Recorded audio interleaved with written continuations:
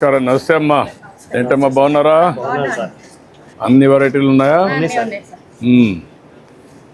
అందరికీ, చిన్నపిల్లలకి పెద్దవాళ్ళకి అన్నీ ఉన్నాయి. ఏంటి ఈ మధ్య ధరలు తగ్గించారు కదా, జిఎస్టీ వల్ల పన్నులు తగ్గాయి కదా, దానివల్ల లాభాలు ఏంటి? అదే అండి, మరి జిఎస్టీ తగ్గడం వల్ల మేము ఒకటి కొనుక్కునేది రెండు కొనుక్కుంటాం. నువ్వు కొంటున్నావమ్మా? అవునండి. సేల్. మీరేం చేస్తావమ్మా నువ్వు? నేను హౌస్ వైఫ్ అండి. హౌస్ వైఫ్ అమ్మా? మేమైనా ఏం చేస్తారమ్మా? లేరమ్మా.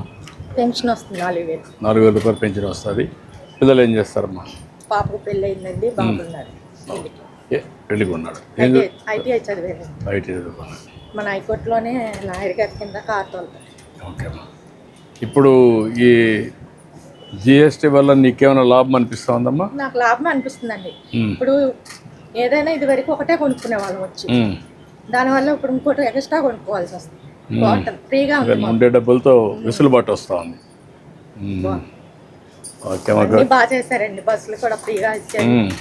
మీరు ఎక్కడ పోవాలో ఫ్రీగా పోవచ్చు, రావచ్చు, తిరగచ్చు. పెన్షన్ 4,000 చేసాం. అదే మరి పన్నులు తగ్గాయి. అన్నీ బాగా పేదవాళ్ళకి, పేదవాళ్ళందరికీ మంచి జరుగుతుంది. నువ్వు ఎక్కడ ఉంటావమ్మా? సింగనగర్లో. అమ్మా మీరేం చేస్తారమ్మా? House wife. మేమేం చేస్తారమ్మా? ఏమ్మా? రోజు కూలి పని చేస్తారమ్మా. పిల్లలు ఏం చేస్తారమ్మా? School, college. అట్లా ఫ్రీగా మాట్లాడు, మీ ఇంట్లో మాట్లాడు. ఓకే అమ్మా. ఇద్దరికి వచ్చిందమ్మా తల్లికి వందనం. ఇంకొక పక్కన నీకు దీపం కింద గ్యాస్ వస్తుందా?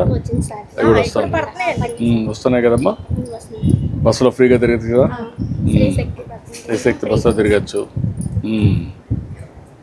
ఇప్పుడు ఏమేమి కొంటున్నావమ్మా?